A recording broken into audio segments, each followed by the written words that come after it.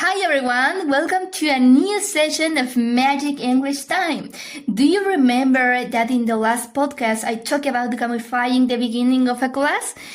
Well, to help you understand what I meant, let's talk about what gamification is. Tonka, what do you think it means? When we talk about gamification, we mean using elements from games in context that aren't usually playful like a classroom. The idea is to make learning more motivating. Exactly, Tonka. We can do that by adding typical game features like points, challenges, or levels to motivate the students to learn. Yes, totally. And now that we understand gamification better, it's also a good time to talk about something that sounds similar, but isn't the same. Game-based learning. Right. I used to confuse the two, but now I understand the difference better. While gamification uses elements from games and adds them into a class, game-based learning uses the game itself as a part of the learning process.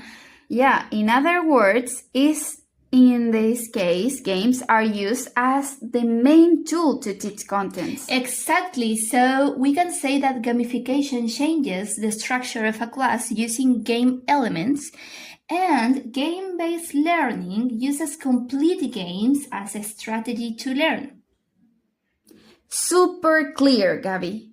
And now that we've cleared up those two concepts, let's move on to our first big questions of the day. How can we integrate board games in the classroom? Let's talk about that and share some ideas.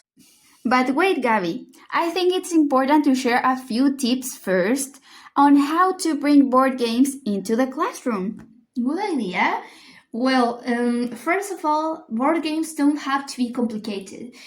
Sometimes with dice, cards, and a simple board, you can create a fun activity to practice. Exactly. It's also important that the game has a clear objective connected to the content. For example, if we're working on past tense verb, the game should help students practice that. Yeah, another tip is to adapt the game to the student's level. For lower levels, we use simple instructions and fewer rules. For higher levels, we can include more vocabulary or challenging questions. And don't forget organization. It's essential to explain the rules clearly and give examples. Yeah, totally. So, with those tips in mind, let's share our own ideas to integrate board games into an English class. Okay, Gabby, let's look at these learning objectives based on Unit 12A. Strangers on a train. Students will be able to recognize regular and irregular verbs in the past simple tense by interacting with their peers. Tell me, how could you create a game-based learning activity? Of course, I create a board game with squares full of quick questions and challenges, like choosing the correct verb form, like where did you went on Saturday, so they need to choose the correct verb form. Then making a sentence or pronouncing the correct ending of regular verbs. And if they answer correctly, they stay on the square. If not, they go back. They go back. And there are also special squares with fun challenges, like meme or quick response tasks. So I think it's a great way to learn. Yes, Gabby, I love the idea. Now let me tell you how I do it, but using a gamification approach.